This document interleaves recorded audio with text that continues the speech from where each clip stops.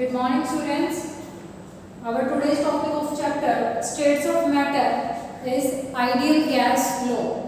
चार लॉज दिए गए हैं यहाँ पर. सबसे पहला है बॉयल्स लॉ या प्रेशर वॉल्यूम रिलेशनशिप. इसमें हम टेम्परेचर को कांस्टेंट रखेंगे. It states that at constant temperature, pressure of a fixed amount या number of moles of gas varies inversely with its volume. उसको बोला गया बॉयल्स लॉ. मैथमेटिकली क्या प्रूव करते हैं कि प्रेशर इनवर्सली प्रोपोर्शनल है वॉल्यूम के. So PV is equal to क्या हो जाएगा? Constant. P1 is equal to P2 V2. अगर हम ग्राफ ड्रॉ करें वॉल्यूम और प्रेशर के, हमने क्या किया? टेम्परेचर कांस्टेंट के लिए 200 केल्विन 4 इन 600 केल्विन. तो जैसे जैसे वॉल्यूम इंक्रीज कर रही है प्रेशर क्या हो रहा है? डिक्रीज होता जा रहा है. इसको फुलफिल कर रही है. अगर वॉल्यूम इंक्रीज होगी तो प्रेशर डिक्रीज करेगा.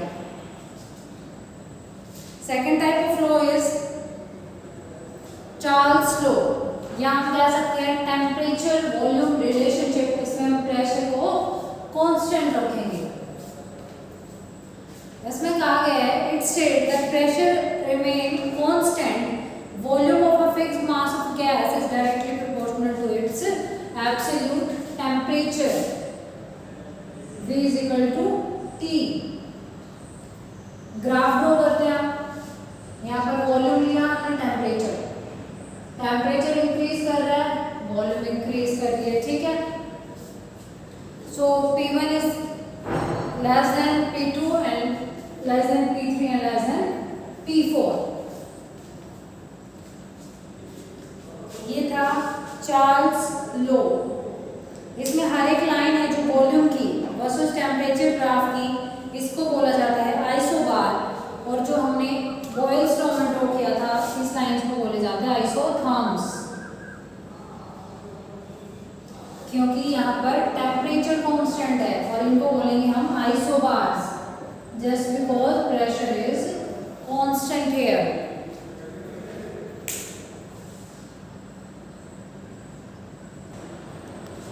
Third law is Gay-Lussac's law और प्रेशर टेम्परेचर रिलेशनशिप. तो समझ ही गए होंगे. इसमें हम क्या करेंगे? वॉल्यूम को कांस्टेंट रखेंगे. वो जो प्रेशर होगा फिक्स्ड अमाउंट ऑफ गैस का वो वेरी करेगा directly with temperature. Pressure is directly proportional to temperature. या हम कह सकते हैं P/T इज कांस्टेंट. टेम्परेचर को हमें दे लिया है तो क्या हो जाएगा? कांस्टेंट. और हर एक लाइन जो प्रेशर की है टेम्परेचर ग्राफ पर उसको बोला जाएगा आइसोकोर. हम प्रेशर और टेम्परेचर में ग्राफ ड्रॉ करेंगे. सेम वही टेम्परेचर और वॉल्यूम का आएगा, वो डायरेक्टली प्रोपोर्शनल थे. जैसे जैसे टेम्परेचर इंक्रीज कर रहा है प्रेशर इंक्रीज कर रहा है. We can say pressure increase करता है, टेम्परेचर इंक्रीज कर रहा है. And V1 volume is less than V2 and less than V3 and less than V4. Last law is Avogadro's law. Fourth type of law, Avogadro law या volume amount relationship. इसमें बोला गया है कि equal volumes of all gases under the same condition of temperature and pressure contain equal number of molecules. या फिर हम कह सकते हैं V is directly proportional to N. And here N is the number of moles of the gases.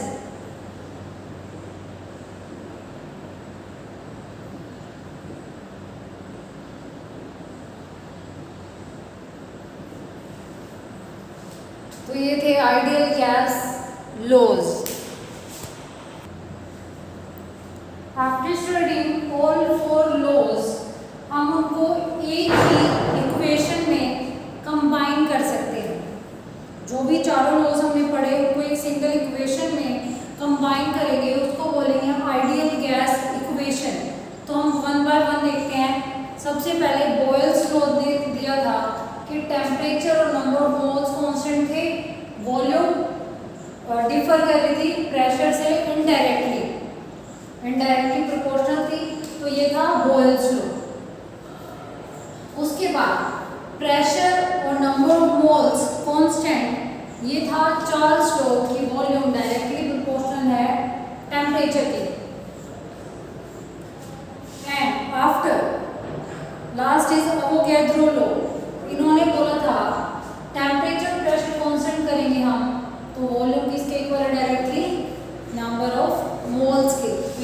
Avogadro law. तो हमने क्या किया, आप यहाँ पर देख सकते हैं वॉल्यूम कॉमन है, तो वॉल्यूम किसके इक्वल कर दिया हमने, NT upon P। These are directly proportional, this is inversely proportional, ये आ गया। फिर हमने ये प्रोपोर्शनलिटी कांस्टेंट हटाकर R लगा दिया, तो R is proportionality constant here. जब हम इसको रीअरेंज करेंगे, P को हम इधर ले आते हैं, PV is equal to nRT। ये आ गई हमारे पास आइडियल गैस इक्वेशन।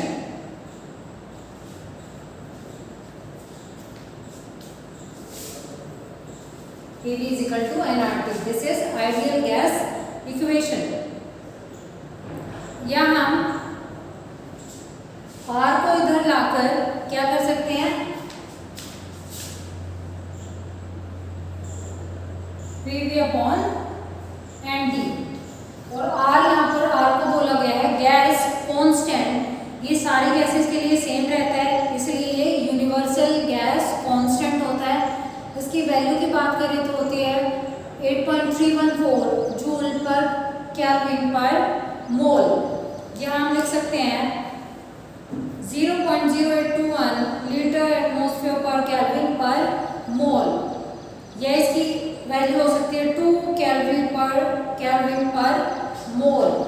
तो देयर आर वेरियस वेज, या फिर हम कह सकते हैं कि हमने क्या किया, अलग अलग तरीकों से R की वैल्यू निकाली। लेकिन अगर टेम्परेचर, वॉल्यूम और प्रेशर किसी फिक्स्ड अमाउंट का गैस का वेरी करता है T1 V1 P1 और T2 P2 V2 से, तो हम कैसे लिखेंगे इक्वेशन, वो हो जाएगी P1 V1 upon T1 is equal to P2 V2 upon T2, और इसी को बोला गया है कंबाइंड गैस लॉ। तो हमने जो चारों लॉज पढ़े थे आइडियल गैस लॉ के, उसको हमने कंबाइन करके एक इक्वेशन में लिख दिया, जिसको बोला गया है ideal gas equation. Thank you so much.